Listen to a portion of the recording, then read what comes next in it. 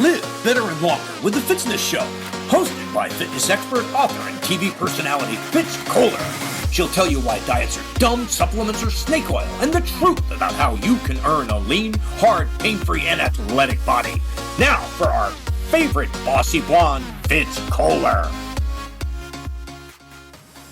Well, hi, team, and oofda. I'm Fitz Koehler, your very noisy race announcer and fitness pro from fitzness.com. And welcome to the Fitzness Show. Tonight's show is going to be a Fargo Marathon recap, or should I say the Essentia Health Fargo Marathon recap, because that's what it is. I am a few days out of Fargo Marathon weekend, and I haven't recorded this podcast yet because I came home super sick. That's right. I landed in Gainesville and pretty much went straight to urgent care. And I've had bronchitis and, I've also had no voice. So I do have a voice now. So la-ti-da for me, feeling fancy about that. And I've been so excited to be able to recap everything and share all the deets because it was super good. And if you missed out, you should be feeling super sad. That's right. This is the time for you to have severe FOMO and know this. You should not make this mistake again. Fargo is so great every year. And the people are even greater. And golly, if you've never done Fargo, I mean, are you even here? Are you even alive? I don't know. So listen, if you haven't done so already, click subscribe on the Fitzness Show, wherever you're listening, on Spotify or Apple Podcasts or YouTube, wherever. Click subscribe. That way, when I come on and make happy noise, you will get notification that you should tune in and listen to the very important, interesting things I'm saying. You can also click download wherever you are. And that way, if you have flown to outer space and you have no Wi-Fi and no cell reception, you can still have the Fitzness Show on your cell phone. And I know that's pretty much all you want in the world. So click subscribe and then click download, and then we can be besties forever, right? Also, if you haven't done so yet, pay attention. My book, You Supercharge, the exact formula for fitness, weight loss, and longevity, is on sale, and you should have it if you would like to live better and longer. If you would like fitness to become understandable, attainable, and fun, that's what's in the book. And it's very direct, very pointed, very encouraging, very clear. If you would like fitness to become just easier for you and you would like your motivation and discipline to grow, you gotta have it. Of course, you can get it at Barnes & Noble or Amazon globally. However, if you order them at fitzness.com, my website, I sign every book and then I include the little Fitzy sticker, which obviously you want to have. So order them with me, but you need the book, right? I don't only make noise at finish lines. I can impact your entire life if you let me. So let's talk about Fargo, and also apologizing just a little bit for my voice. It's not great. It's not what I want it to be, but also it's way better than it was on Sunday, because Sunday it was non-existent. Sunday, I was mute. Sunday, if an axe murderer were chasing me with a big old axe, I would not have been able to scream for help. So whatever I have now is way better. I think I'm about 87% of what I should be. But nonetheless, it's not great, and I apologize, but it was time. It was time to talk about this race weekend. So little history with Fargo. So Fargo was created by a wonderful athletic man named Mark Knutson, and Mark was a runner. He loved running. He loved his community. He's a Fargo guy, and he wanted to bring a wonderful race series to his, race weekend to his community. And he founded the Fargo Marathon. That was 23 years ago, because he had to miss 1 year for COVID, right? But Mark, when I was introduced to him, someone told me he's virtually the mayor of Fargo. When Mark wants something, when he does something, he gets it because he's got the Midas touch. Everything he wants to do is so good for everyone involved that everybody says yes. And I met Mark when he was seeking an announcer for the DC Wonder Woman run series, which eventually became the DC superhero series. But yeah, Mark reached out to me. He was connected. We were connected by Gary Kutcher, my OC Marathon race director, who I love. He's the very first man to ever hire me to announce a race. And he made that intro to Mark. And Mark and I, we had a great phone call. And then he flew me to Minneapolis. And we had an in-person interview. And before I left Minneapolis, he said, you're our girl. And we we hit it off. We hit it off so well, and he was so sweet and so hardworking. And he was my only race director. And mind you, all of my race directors work so hard. I don't want to take anything from anybody, but Mark was the only one who had the work gloves on, and he was driving the tractors and he was lifting the things, and he just was really hands on. Yes, he was an executive, but he was also an ops guy, and his work ethic was very impressive to me. And I remember our very first event in Sacramento, California. That was our first Wonder Woman working together. And of course, I showed up and I did my thing. I think I did it well. And we had a great time. And I went over to Mark before I walked back to my hotel and to congratulate him. And I said, Mark, how was your night? And he said, Fitz, thank you for being the only thing I didn't have to worry about tonight. He said, you just were perfect and you're the only thing that didn't stress me out. And I thought, oh, thanks. And so, our friendship grew over the years, and he wanted to bring me to Fargo in 2020. I'm sorry, in 2019, but that's when I was going through cancer care. So I think he just didn't want to add it to my plate. In fact, that's what he said. He's like, I would have brought you in 2019. He had another announcer. He said, but you were so sick. I just didn't want to pile on. I would have loved for him to pile on because I would have loved to have been there then. But I started announcing Fargo the year it came back from COVID. I think it was 21. And what an epic event. It's just one of those, if you do the 50 states thing, and if you don't know what that is, there's a whole bunch of people, thousands of people who make it their personal mission to run a race of a certain distance in every state in America. It could be a 5K, half, full marathon. There's a lot of options there. But what I love about this group of people is they're committing to fitness, adventure, travel, exploration, meeting so many people. I mean, it's just a wonderful way to do business as a person, right? And so I've been told there's a Bismarck Marathon in North Dakota. I've never heard it. I've never even seen an advertisement for it. So if it exists, I'm guessing it's pretty small. But yeah, so all roads lead through Fargo pretty much if you are doing 50 states and you want to run through North Dakota. The other thing is that Mark had built up such a high quality event that people wanted to take part in that. They had these bags, like these incredible duffel or backpack bags people received along with their registration. It was so funny. People say, oh, I got to go to Fargo to get the bags. And Mark called them bags because he speaks like a Fargoan, right? They have a funny little accent. So yeah, it was just great to get there. And we started in and finished in the Fargo Dome, which is the stadium for the North Dakota State University Bisons. And it was just awesome, just so awesome. And so excellent experience. And Mark and I worked great together, even when he was pissy. And trust me, he was sweet and fun and so wonderful and generous to a fault.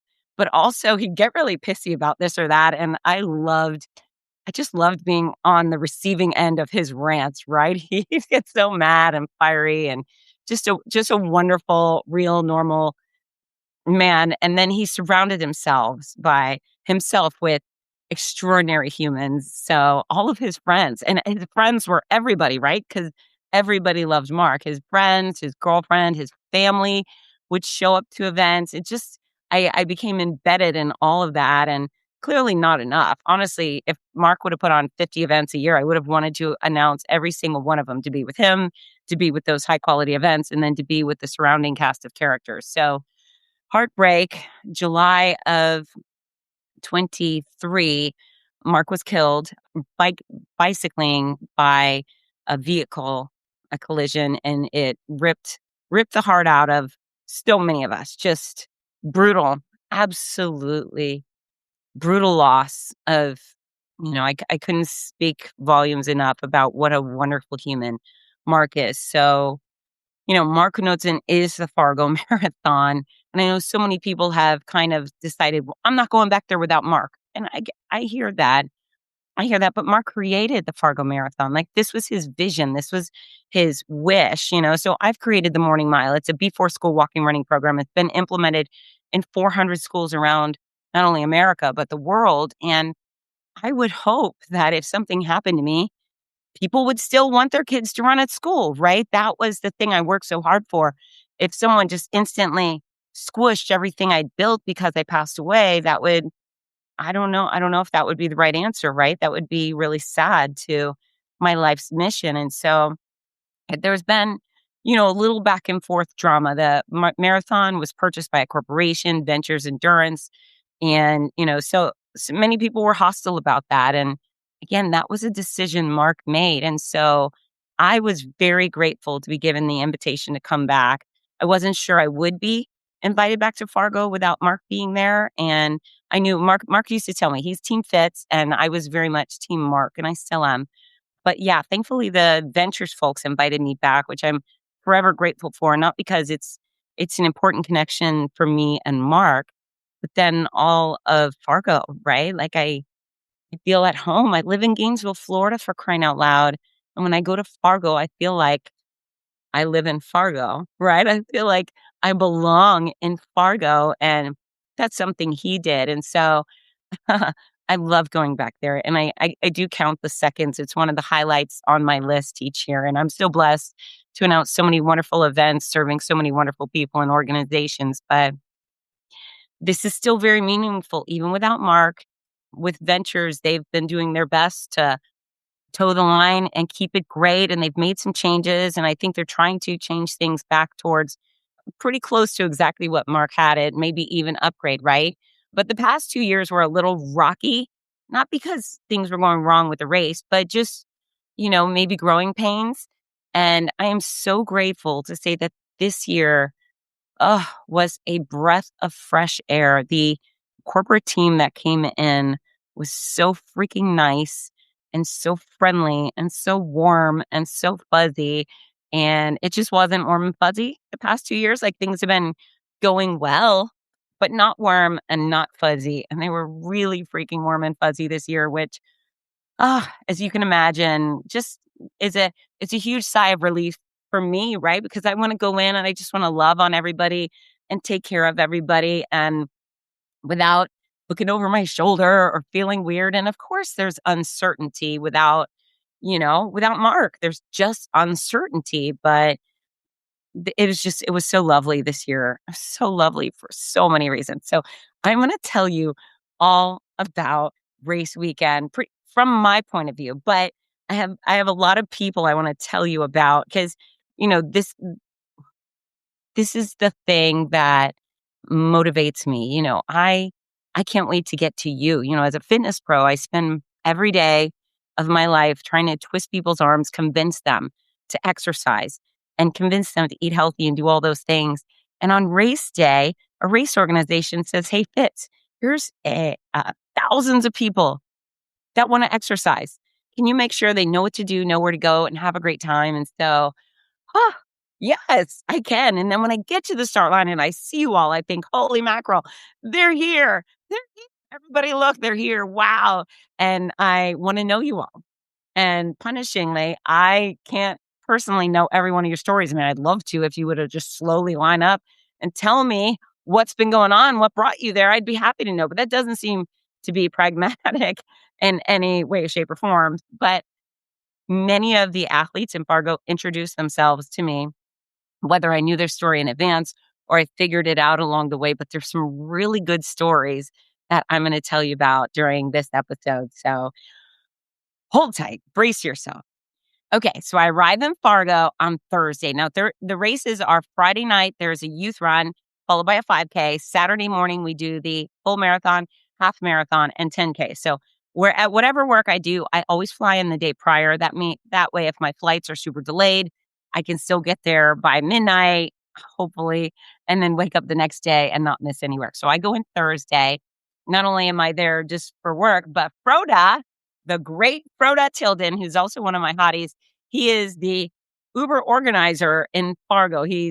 I think he's the leader of the Fargo Running Club.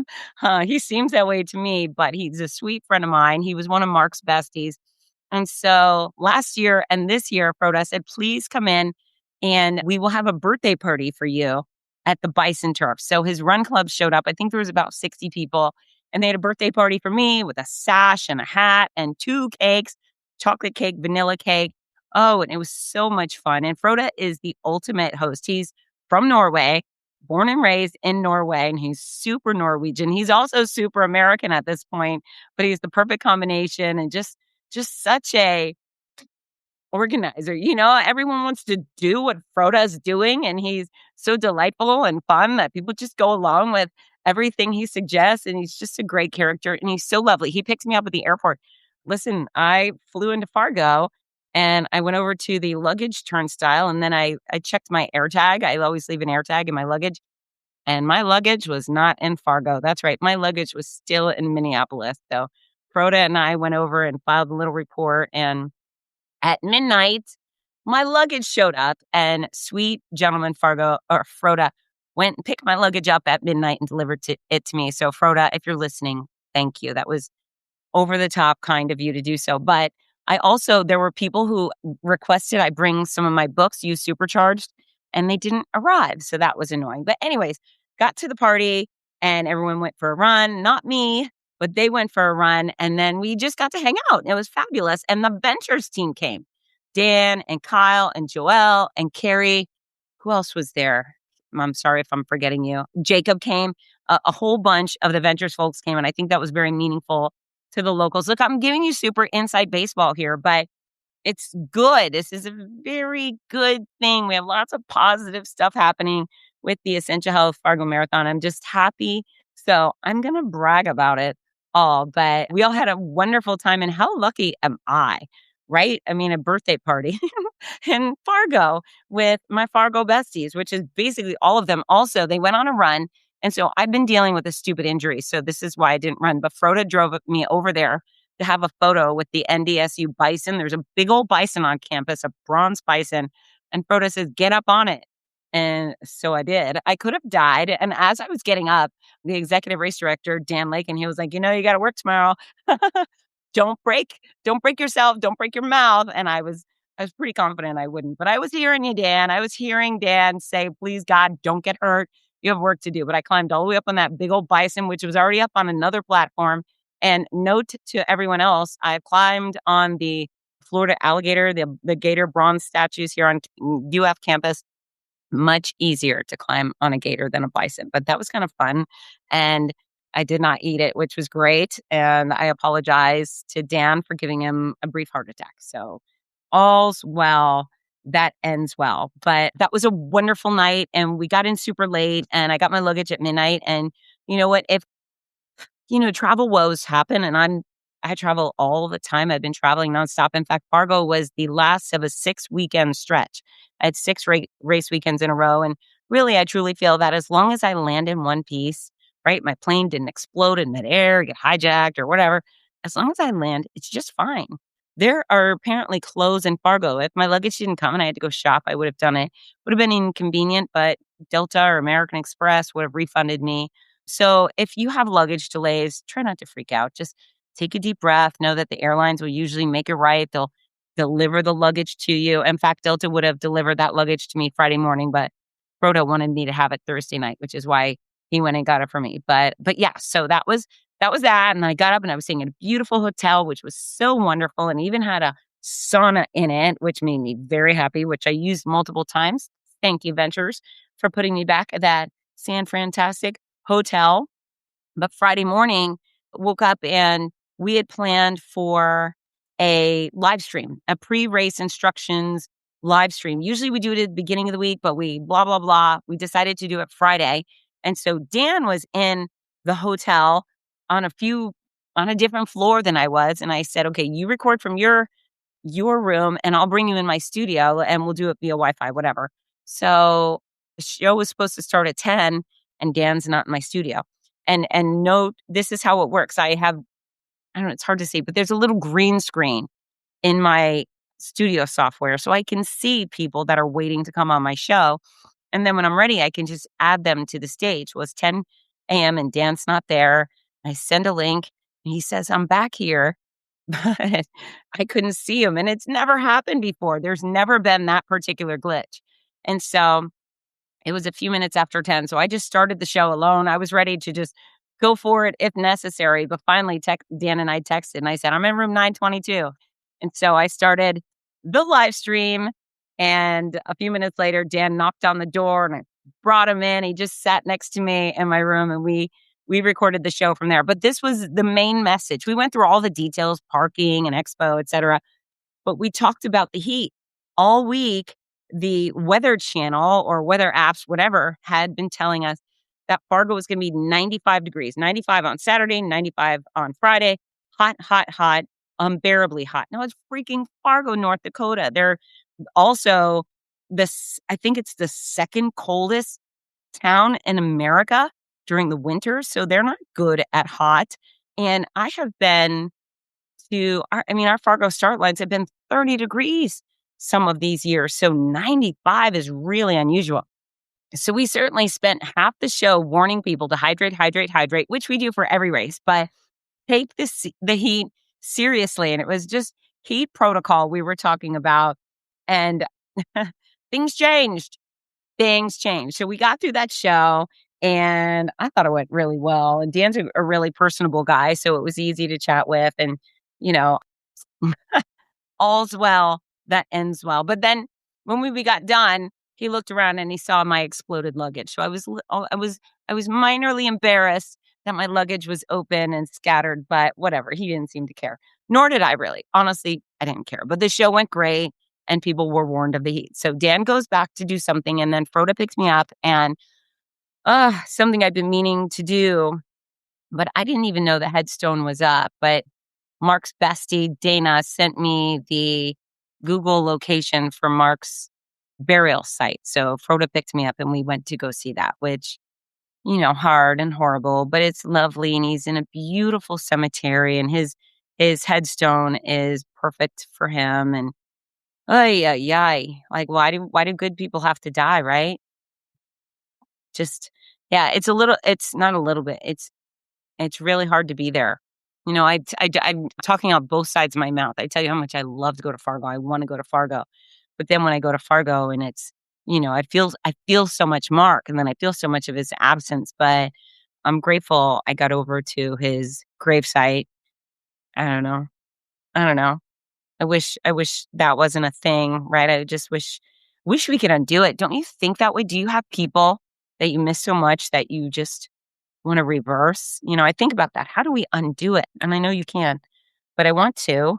And I know I'll not get what I want, but it was super nice, Froda, to bring me over there. And I think it was good for both of us. So we did that, brought me back to the hotel. I got ready, went over the expo. The expo is back in the Fargo Dome. So this is kind of step one of us easing back into the Fargo Dome, which we have not been since Mark was race director. And so that was really nice. Expo was great. Got to go visit with Jimmy Botnan and Mike Onquist, which were also two of Mark's besties, and they're running the Shoes for Kids program that Mark created. And Dick Beardsley, who's an iconic marathoner. Everybody loves Dick Beardsley. Dick is a true champion, and he has got stories to tell. And now he's just a fisherman, right? He's just a fisherman, but we love having him at the Essentia Health Fargo Marathon. And he promised he'd be on my podcast. We were going to do it last year, and we never connected because our schedules are so weird. But I promise we're going to do it this year because he's too wonderful of a character and a storyteller to let pass. But I also met this great woman at the expo. In fact, the second I walked in, she ran up. She said, "Fitz." And I said, "Yes." She goes, "Would you sign my bib?" Sure, which that's a thing. We sign bibs.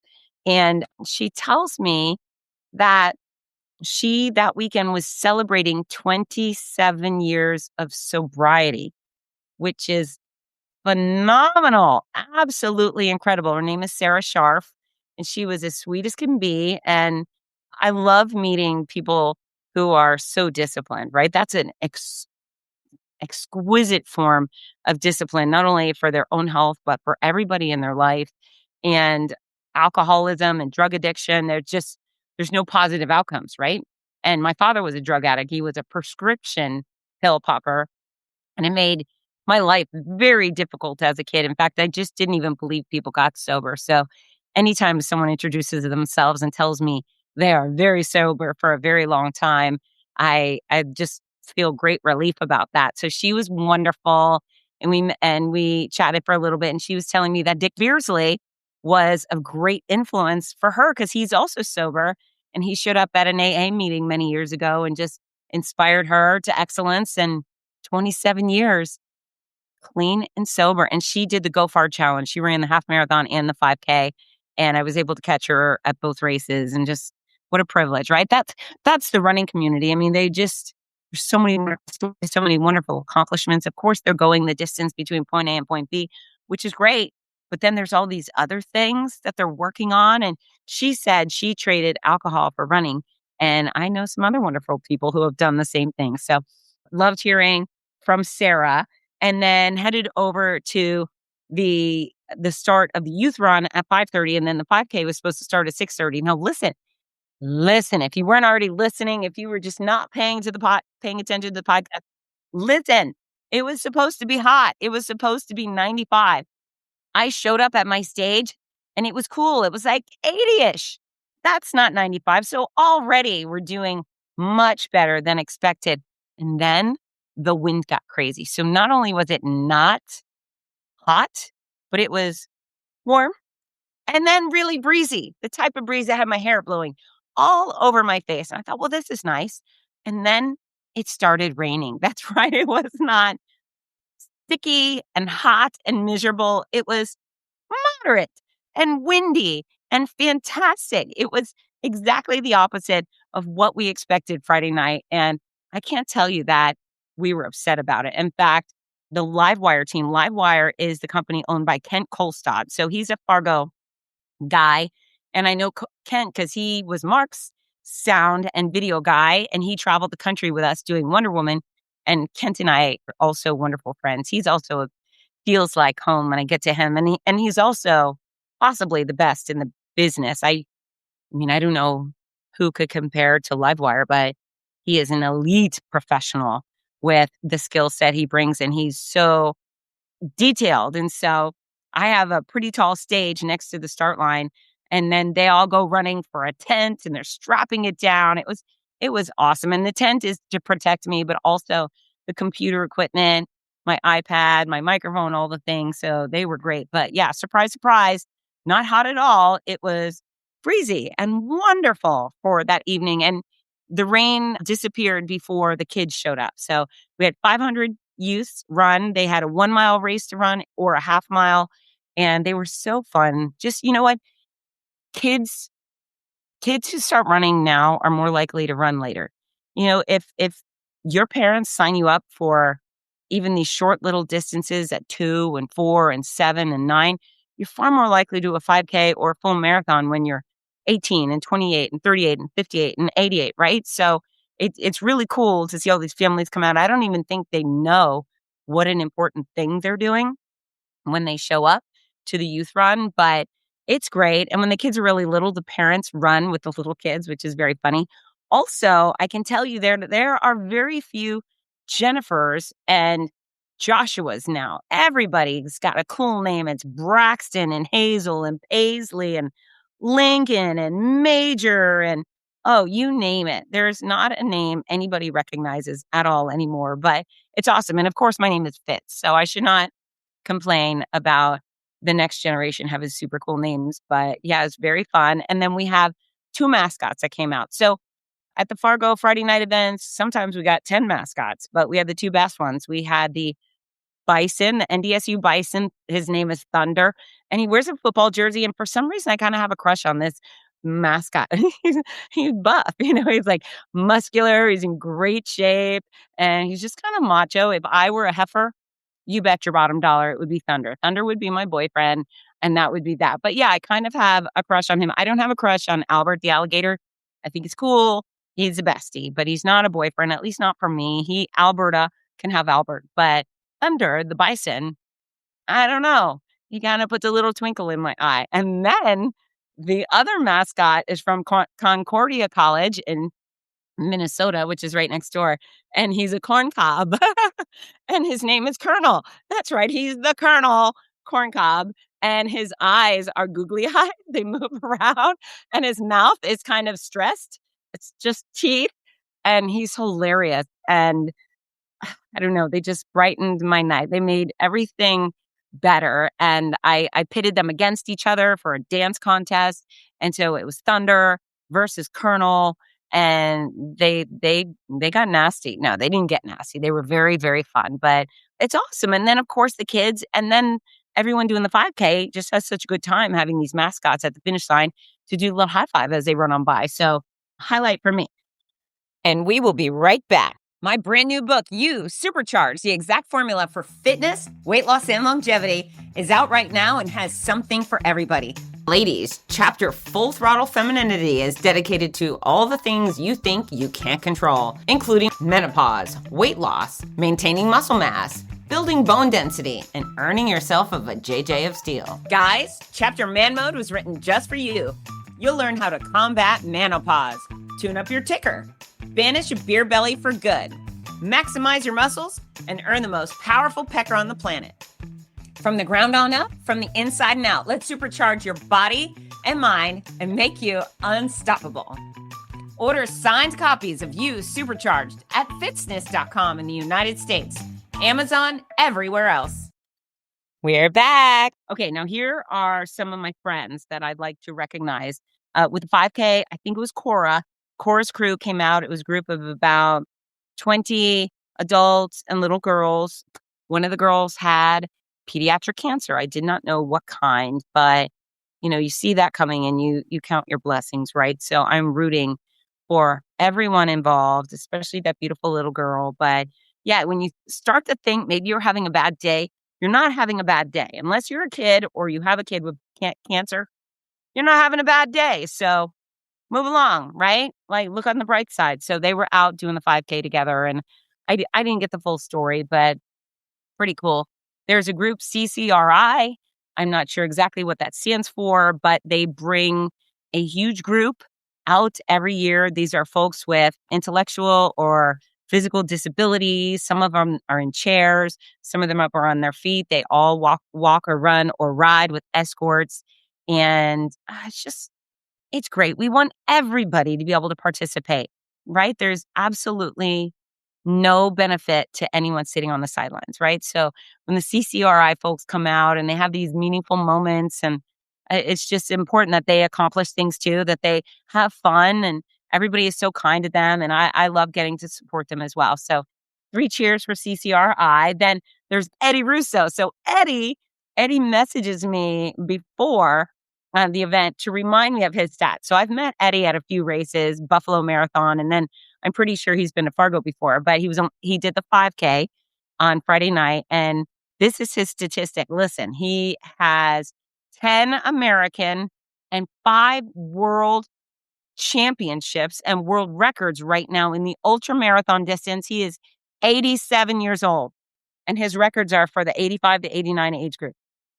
It's incredible, right? And so what are you doing? What are you doing right now? Do you ever think to yourself, I can't do a 5K. I can't do a 10K. Well, Eddie is 87. He does ultras, and he stuck with the 5K this weekend because he was headed to do a 24-hour race the next weekend. So yeah, Eddie Russo, you're a badass. I love you. Thanks for listening to my show. Thanks for sharing your story. Thanks for letting me run through the finish line with you. And he was very sweet. He came by after and he said this is a man who's run a whole bunch of races. He said, you are my favorite announcer on planet Earth. Nobody does what you do. Thank you for being so nice. And I took that compliment to heart because he has seen it all, right? So thank you, Eddie. That was very meaningful to me. And I will accept that high praise. Thank you. Okay. And then I'd like to point out Mitch Tarago. So Mitch is one of Mark's besties and my Fargo family, but Mitch is a health teacher. So as he lined up and the starting corral, I told everybody if anybody needed to learn about the birds and the bees, they stuck to that guy because Mitch can teach it to them. And Mitch was a little bit embarrassed by that, but that's okay. I don't mind teasing him. And then he came through the finish line both Friday night and Saturday morning of the half marathon, checking his watch. And he knows that's forbidden. So there will be hell to pay next time I see you, Mitch, now that I've seen these photos. No bueno, I love you, but you got to do better. And I will try to catch you. And I told him I would have been down on the road to run him through, but he was too fast and he laughed. But it's true. I tend to stay off the road when the speedsters are coming through. So Mitch, sorry, not sorry, you qualified as a speedster. And then all the Fargo best. Kids in Training, owned by Kit Anderson. kids in training. It's a school teach. She's a school teacher in Fargo. She brought out about 50 kids, trained them up so they could do the Fargo 5K, which was phenomenal. And the Fargo 5K is the Mark Knutson Friday night 5K. It's an 80s rock theme. Mark loved 80s rock. And so some people dress up. I dress up, and then we all listen to rock music, and it's awesome. But congrats, Kit. And she crossed with Froda and Melissa and Jessica, and I got to cross with them. And I like that very much. So thank you for letting me be a part of your posse. So that's Friday night. It was wonderful. It was perfection. And then I went to bed because you got to go to bed when you got to get up so early in the morning. In fact, this is another high point to Fargo is that the marathon starts at 7, which is not very early. In fact, I host quite a few marathons that kick off at 5:30, 5 a.m. This is not that. In Fargo, you actually get to sleep a decent amount. So headed over to the start line, and I had quite a few people introduce themselves in the morning, say, hey, can I tell you what I want to tell you? And so I'll tell you about those folks later. But yeah, I met a bunch of people in the morning that were proud to share their stories, and I appreciated that. The weather was beautiful Saturday morning. It did eventually get hotter, but it was really nice at the start. And so traditionally, I want to tell people, and when we know it's going to be a super hot day, is forget the PR. And I did encourage that. You don't have to PR in speed, you PR in fun. Take your time, drink water, drink Gatorade at every stop, take it easy. But really, the folks that are super speedsters that were able to finish their race by 8 a.m. or 9 a.m., they were able to PR. They were able to kick it into high gear and get through it before the heat really kicked in, which was kind, especially because so many people come to Fargo to try to qualify for Boston.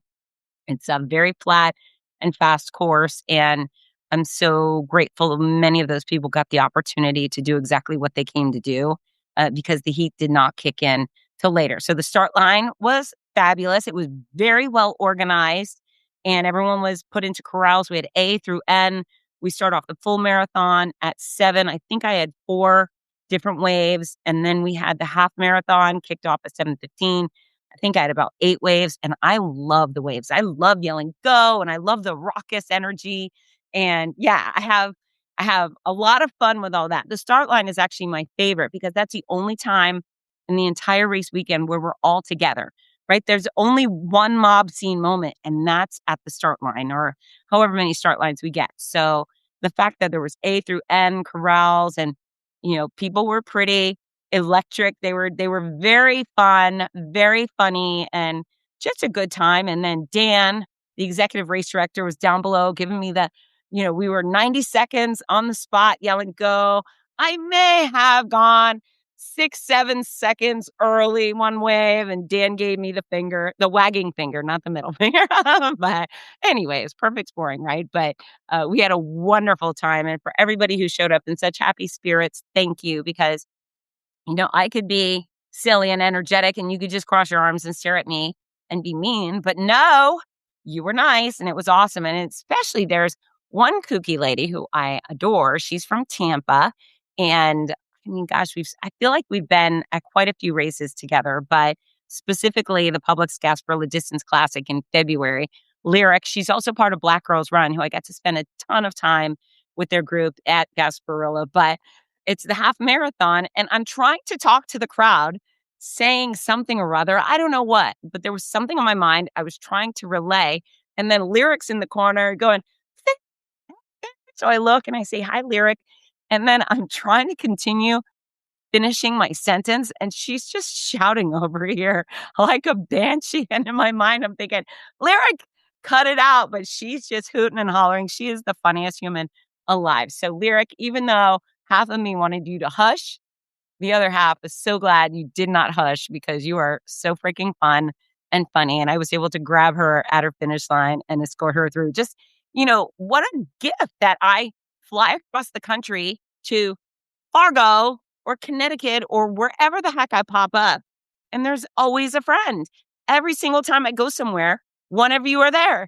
And if you don't think you elate me, you are confused, right? If you are one of my friends who has been at a race and you thought, oh, she's too busy, I'm not going to go say hi. You have deprived me of that joy. Like, really, say hi, impose. I want you to. I beg of you. And if I'm busy, if I'm in the middle of something, I will tell you, come back later. And I've done that. And if you're someone who I've asked to come back later, sorry, I hope that didn't hurt your feelings, but you understand I have to manage crowds of thousands. But sometimes I have the opportunity to pause and hug and chit chat or take a selfie or whatever. So Lyric, absolutely awesome. And I certainly appreciate her love. So we kick off all these waves. Everybody gets out of there. Big joy.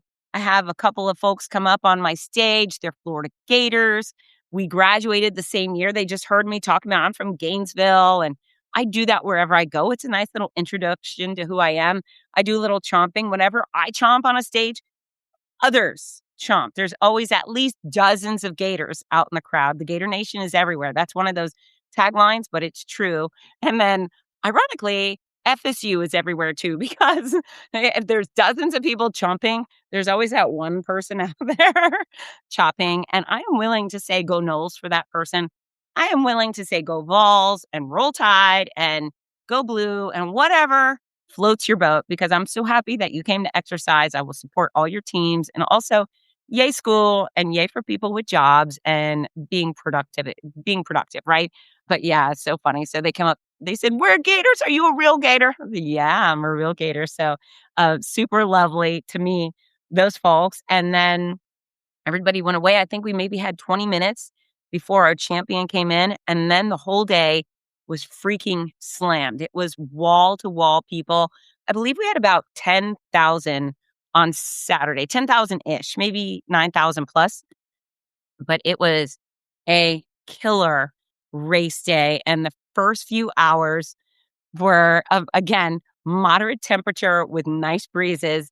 And then it did start to heat up. Now, whatever's going on race day weather-wise, it always has a consequence. So sometimes I'm announcing a race that's very cold and even rainy, and you think, whoa, that would make it perfect running weather. And it is, but it's so perfect that people push their bodies to the nth degree. You know what I'm saying? Maybe if it's 89 out, they're going to run a little slower because they have the good common sense to know that the heat will impact them and they need to slow their roll or they'll end up in a bad place.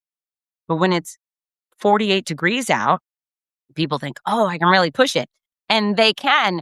And so they pushed it so hard, whatever distance they've run, when they come to the last 50 feet, their body starts doing weird stuff. I think it's there's a brain body connection, but I physically catch so many people whose bodies just say, no mas, as soon as they get a real vivid look at that finish line. You know what I'm saying? They start wobbling, they start leaning, and then I run out and I grab them because I don't want anyone to hit the ground, and I'm pretty good at that. And at a certain point in the race, I spend most of my time in the finish line chute. So I catch a lot of people. Also, when people push themselves to the max because it was cool and they could, they vomit. There's a lot of vomit on really cold days, which makes no sense, but it's because they work so hard. And then this year, I can tell you that there were a lot of people that suffered from cramps, and there was a lot of leaners and a lot of wobblers. I didn't catch one person in Fargo, not because I was falling down on the job, but for possibly the first time in my entire career, that medical group, they were, I think, first and second year medical residents. They saw and caught everybody.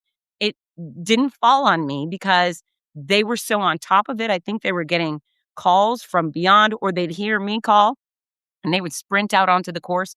But every single person was tended to by our medical team, which was awesome.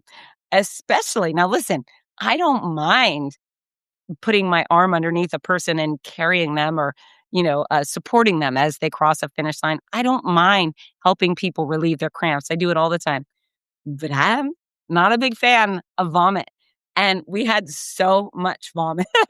It was a vomitorium at the finish line in Fargo because of the heat. And it wasn't that the first couple hours, but once maybe 10 o'clock happened, there was puker after puker after puker. And again, the medical team, stellar job. They took care of everybody. They were prepared with not only the waters and the Gatorades and the cold washcloths and wheelchairs and IV fluids. Everybody was given the exact attention they deserved. And they were, everybody went home fine. However, when someone pukes, you don't just leave it there because all these other people are going to come run through it and ew. So what they did is they had buckets of sawdust, and it was pink sawdust. And so as the puker would cross the finish line, someone would run behind and throw pink sawdust on the vomit. And at one point I was standing in the finish line looking around. It was just pink sawdust everywhere. And it was so funny. It was just so funny. And, bless their hearts. I've been a finish line puker. So I'm not ridiculing anybody, but we're athletes. We push ourselves. The elements sometimes agree or don't disagree. And the consequence was the Fargo vomitorium. It was a great day. I mean, gosh, almost everybody had hands up. They were very cheery and happy, but there were definitely a lot of puke. And oh boy, was I so happy the medics were on it because nobody puked on me. And that was really, really cool. So thank you. Thank you. I personally thanked them while they were there. I gave them a public sign of appreciation so everyone could hear how great they were. But really, they were so freaking awesome. And I just had the best time. So let me tell you about some of our athletes. That was really exciting. Where am I going? Okay. So Rich Loud. Rich was one of our pacers. I think he was a 5:15 marathon pacer. Introduced himself before the start of the races in the morning. Before things got hectic, he waved up at me and said, "Hey, can I tell you something?" I said, "Yeah, come up." So he came to my stage and he told me that he is a breast cancer survivor. And so he was, I think he's a year out, but he normally puts on the nipple guards to protect his nipples while he runs. If you're unaware of what this phenomenon is, men, because they don't wear sports bra, which holds firm on your chest, the tank tops or t-shirts as they run go back and forth, back and forth, back and forth, and cause chafing on their nipples. And so quite often we see men cross the finish line of a long distance race with bloody nipples and the blood just trails down their shirts. And so Rich, not being a newbie to running, has always worn nipple guards, and he was putting one on and he found a lump. And then eventually he found and I think he did not address it right away, but then he found a lump in his armpit, which is a lymph node, which I also had. And he went in to the doctor. The doctor ordered a mammogram and he had a full mastectomy. And, thanks, Rich, for sharing your story because so many men think it can't happen to them. So it can. And I think the number is 1 in 8 North American women are diagnosed with breast cancer. I believe the number is about 1 in 750 something men are diagnosed with breast cancer, but it happens. And so no matter what's going on with your body, if you see something, say something. If you find a lump anywhere, I mean, golly, it could be lymphoma, it could be bone cancer, who knows? It could just be a rash, right? But go get it checked out because treating anything in its early stages is so much easier to do than treating anything in a later stage, right? So Rich, I finish lined with him. I caught him at the finish. I was able to share his story, not only at the start, but at the finish. And he wanted that because, he cares. And it's not fun to out yourself. I certainly didn't want to tell anyone that I had cancer. It wasn't on my to-do list, but because I was going to go bald, I felt kind of bullied into it. It was just people were going to ask questions. Why are you bald? And then I would have had to tell everybody individually. So thank you, Rich, for being so forthright with your experience. And I know for sure you will save somebody's life by telling your story. Some guy will hear it and he will go to the doctor and he will be treated. And we will be right back. Are you looking for the perfect gift for a loved one battling cancer? The Cancer Comeback Series by Fitz Koehler offers hope, inspiration, and practical guidance. With Your Healthy Cancer Comeback, My Noisy Cancer Comeback, and The Healthy Cancer Comeback Journal. These books are a lifeline for all patients and survivors. Right now, you can order autographed copies at a special discount. Show your support and help a loved one go from sick to strong. Visit fitzness.com today. That's FITZNESS.com. Fitzness.com. We're back. All right. Next up, we've got this woman, Marie. I can't remember her last name, but Marie, she's a stroke survivor. I've seen her at 50 marathon finish line. She's an animal. If you have had a stroke or some other thing, know that, or you do and have a stroke in the future, know that there could be a path back for not only to living normally, but living athletically and vibrantly. And Marie is proof of that. Every time I see her, I think, there is hope for all of us. And then there's Jay Brunn. So listen to this. I met Jay at my birthday party at the Bison Turf at that running club meeting. Jay is 20. Jay had a brain tumor. I think this is all within the past year. So I apologize if I get any of the details wrong, but he had a brain tumor and they removed it and he was left paralyzed. And now he's back in action. So he still has some limitation on the right side of his body. He's a little hypertensive with his right arm, and he's also running. And he ran the half marathon. He ran the Fargo freaking half marathon after a brain tumor, after being told he would not walk again. And he ran the half freaking marathon. And listen, his dad came over and said, Jay's coming. And I went down on the road to look for Jay. I don't know how, but I missed him. And I will suffer over missing him. But he did. I brought him back to the finish line and I told everybody his story. I actually told everybody, hey, I have a great story coming down the road. And I missed him. So I'm sorry, Jay, but what an inspirational tale, right? And he said that next year he's going to run the full marathon, which I'm very excited about. Also, his last name is Bruns, Bruns. So I think that dude was born to run. And how cool. How cool. Jay, love you. So proud of you. What else? Oh, there was a woman. I did not know her. So she's so cute. She's wearing a purple tank top, blonde woman. And here's the deal. If you're my friend and I know you in advance, I know you before the race, I will try to grab you and run you through the finish line. Maybe you don't want me to, and that's fine. I will let you go. But if you want me to, I will try to finish line with you.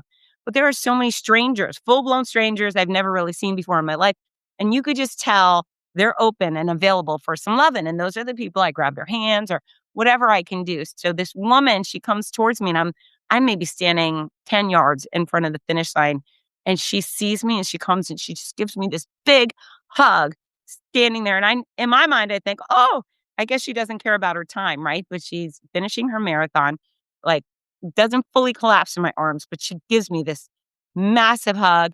And I grab her hand and we finish line big. And the tears are coming down. It's a very emotional finish for her. And so hug her again. I say, Sarah, what's going on? I can see her name is Sarah. It's on her bib. And she said she was supposed to run this marathon with her sister, Betsy. They were training for it together and Betsy died. And so, I mean, she went and continued and trained and finished that marathon for her and her sister. Just, these are the people.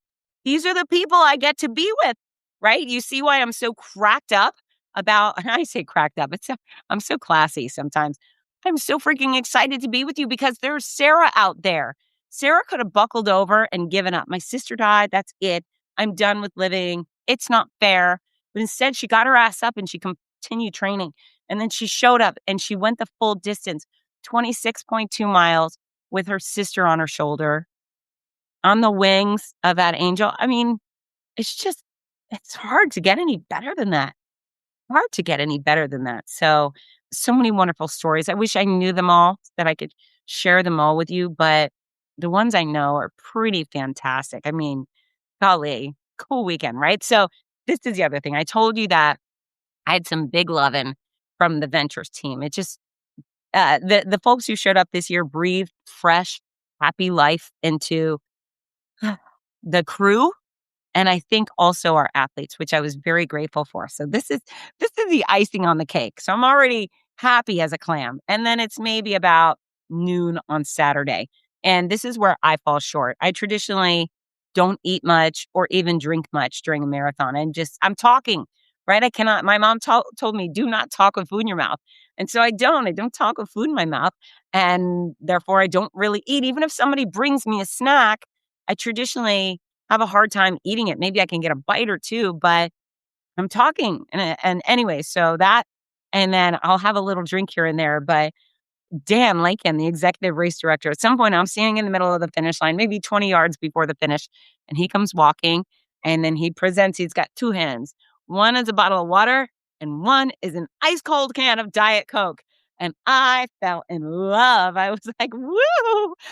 Thank you, Dan Lake. And he brought me an icy cold Diet Coke, which was the solution. You know what I'm saying? It was everything I could have wished for at that moment. And I did feel like a princess. And then it got even better. Brace yourself. So 10 minutes later, Joelle comes. Joelle's on the team. I think Joelle's in charge of lots of stuff, but she's awesome. And she just is on top of stuff, and she's kind and easy and lovely, and I love her. So Joelle comes over and she said, "Hey, Fitz, do you need some food?" And I said, "Yes." And she said, "What do you want?" I said, "I will take anything." And again, I haven't had a bite I'll eat all day. And I'm thinking she's going to get me a banana or pretzels or whatever snacks they've got me on the finish line. She goes, "Well, we have McDonald's." I said, "Do you have French fries?" And she goes, "No, but I can have someone go get you some." And I kid you not, she sent someone out, got in a vehicle, drove to McDonald's, and ordered me a large French fry and brought it to me at the finish line. If I have ever felt like a queen, that was it. That was it. I had an icy cold Diet Coke and then a French fry. And then I got on the mic a little later and I said, "Is the Diet Coke ferry around?" And one of our ops guys, Carrie, came running over with another ice cold Diet Coke. So I cannot tell you how pleased I am with the Essentia Health Fargo Marathon this year. I mean, we just had the best time and everybody was so nice. And I think you've heard me harp on this on other races too. It's a team, it's a team sport, right? It's the runners run alone, but they're supporting each other. And then, our whole crew has to come together to make sure athletes get their bibs, get their swag, buy their goo or have their snacks or get their water, and the volunteers are managed. There's all of these moving parts and all of these elements that need to get done so it all goes well for the athlete. And it's just so much easier when everybody's nice to each other. It's probably a high stress situation. I don't really feel high stress on race day because I feel comfortable with what I do. I mean, I feel not a bad kind of pressure, but I know how critical my role is to do a good job and say all the things that need to be said and say the mayor's name, right? Right. Mayor Mahoney, he's been in Fargo he's been the Fargo mayor for 12 years. This was his swan song. He's getting term limited. So Mayor Mahoney, we'll miss you. I know Mark was a big fan. He walked away with a big trophy, but I had to say his name right? We had an anthem singer shows up. I got to say her name right. Now, the 12,000 athletes, I do my best to say their name right. On occasion, I butcher it and I apologize. But nonetheless, all of our roles are very important. And I know that if I do my job well, people are more likely to have a fun time, feel calmer, feel more motivated, feel at home, make some friends, feel congratulated. They're more likely to come back if they've been welcomed and if they've been adored properly by me. And so all of our roles are really important, but it's just so nice when everybody's nice. That's moral of the story is everybody was nice, and that just made me leap for joy. Holy mackerel. So yeah, thanks to everybody that was part of the team. That was so nice. I'm grateful, super grateful. So what do you do after you've worked your tail off for a good, 20 hours of solid work stuff? You go back to your hotel and have a nappy poo? No. You go back to your hotel and you get in the sauna for a little bit, and then you get showered, and you get dressed, you get packed up because you have to leave your hotel at 4 a.m. to get to the airport for your 6 a.m. flight. But you have to go to the after party, and that's what I did. So Arnie Robertson, thanks, dude, for throwing the big after party at the Bison Turf again. There was a whole bunch of us who went there. It was great. I keep saying that. Everything was great. We had a couple beers. I think I had a salad. We had whatever. And everybody was nice. And we had fun. And we chit-chatted. And you were missing a couple of important folks I didn't get to see this weekend. But there was a bunch of the key players at the Bison Turf. And we were there for quite a few hours. And then, of course, Froda, being the organizer, he says, let's go down across town. There's a bar that has a country band performing on the patio. Let's go dance. Last year I went out and Froda's parents were professional ballroom dancers. And so he's a outstanding dancer. And so Froda and myself and Jeff Reddig and Mitch Taragos and BJ. Do you know who BJ is? Let me tell you. BJ does not stand for Brian James or Brad Jonathan.